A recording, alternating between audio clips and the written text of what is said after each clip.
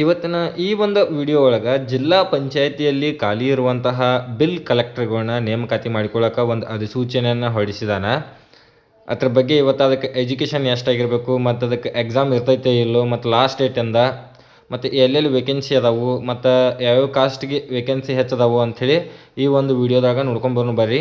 ಮತ್ತು ಇನ್ನೂ ಯಾರು ನಮ್ಮ ಚಾನಲನ್ನು ಸಬ್ಸ್ಕ್ರೈಬ್ ಮಾಡ್ಕೊಂಡಿಲ್ಲ ಸಬ್ಸ್ಕ್ರೈಬ್ ಮಾಡ್ಕೊರಿ. ಯಾಕಂದ್ರೆ ನಾವು ಮಾಡುವಂಥ ವೀಡಿಯೋಗಳು ಅತಿ ವೇಗವಾಗಿ ಬಂದು ನಿಮಗೆ ತಲುಪ್ತವೆ. ಮತ್ತು ನಿಮ್ಮ ಫ್ರೆಂಡ್ ಸರ್ಕಲ್ ಒಳಗೂ ಯಾರು ಉದ್ಯೋಗ ನಿರೀಕ್ಷೆ ಒಳಗಿದ್ರಂದ್ರೆ ಅವ್ರಿಗೆ ಈ ಚಾನಲನ್ನು ಸಜೆಷನ್ ಮಾಡಿರಿ. ಇವತ್ತು ನೋಡಿರಿ, ರಾಯಚೂರು ಜಿಲ್ಲಾ ಪಂಚಾಯಿತಿಯಲ್ಲಿ ಖಾಲಿ ಇರುವಂಥ ಬಿಲ್ ಕಲೆಕ್ಟರ್ ಅಂದರೆ ಕರ ವಸೂಲಿಗಾರಗಳನ್ನ ಹುದ್ದೆಗಳನ್ನ ನೇಮಕಾತಿ ಮಾಡಿಕೊಳ್ಳೋಕೆ ಒಂದು ಅಧಿಸೂಚನೆಯನ್ನು ಹೊರಡಿಸಿದಾನೆ. ಇದನ್ನು ನೇರ ನೇಮಕಾತಿ ಐತಿ.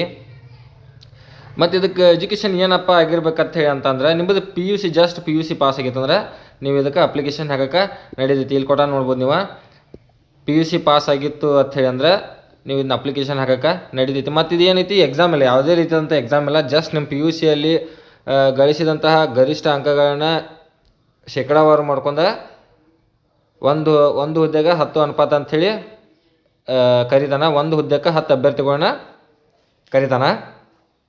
ಮತ್ತು ಇದಕ್ಕೆ ಯಾವುದೇ ರೀತಿಯಾದಂಥ ಎಕ್ಸಾಮ ಇಲ್ಲ. ಇಲ್ಲಿ ನೋಡ್ಬೋದು 31 ಹುದ್ದೆಗಳದಾವ, ಟೋಟಲ 31 ಹುದ್ದೆಗಳು.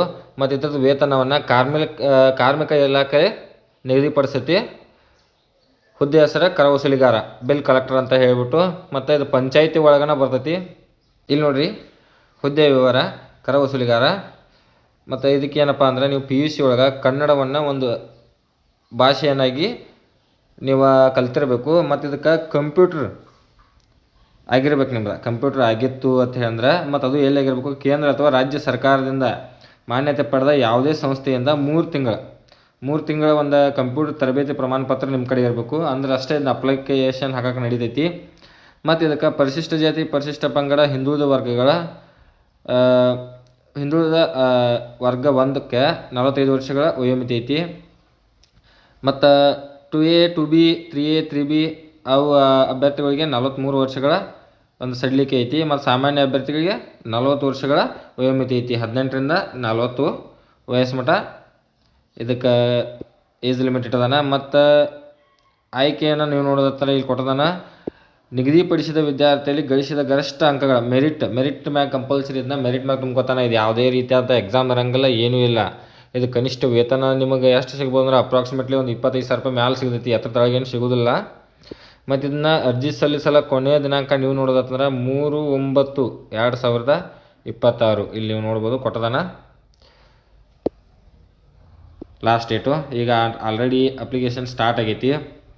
ಮತ್ತು ಇಲ್ಲಿ ನೋಡ್ಬೋದು ನೀವು ಹುದ್ದೆಗಳನ್ನ ಡಿವೈಡೆಂಟ್ ಮಾಡಿದಾನೆ. ಯಾವ ಕಾಸ್ಟಿಗೆ ಎಷ್ಟು ಹುದ್ದೆಗಳದಾವ ಅಂಥೇಳಿ ಎಲ್ಲ ಡಿವೈಡೆಂಟ್ ಮಾಡಿದಾನೆ. ಇದನ್ನೇನು ಭಾಳ ವಿವರಣೆ ಕೊಡೋದಿಲ್ಲ, ಯಾಕಂದರೆ ವಿಡಿಯೋ ಲೆಂತ್ ಆಕೈತಿ. ನೀವು ವಿಡಿಯೋ ಪಾಸ್ ಮಾಡಿಬಿಟ್ಟು ಇದನ್ನ ನೋಡ್ಕೋಬೋದು.